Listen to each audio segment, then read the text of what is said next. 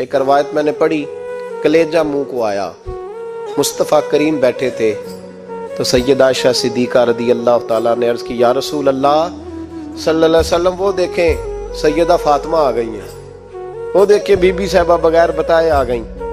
حضرت فاطمہ الزہرا آئی، حضور نے فرمایا فاطمہ بغیر اطلاع کے؟ حضور چھوٹا سا کام تھا۔ کیسے آئی ہو؟ تو بی بی صاحبہ نے نا، عورتوں کا پلو ہوتا ہے نا چادر کا، پلو کھولا تو ایک روٹی بندھی ہوئی تھی، ایک روٹی چادر میں، یہاں لوگ زیور باندھتے ہیں، دولت باندھتے ہیں، ایک روٹی حضرت فاطمہ نے پلو میں باندھی، کھول کے پیش کی۔ کہ بیٹے یہ کیا ہے؟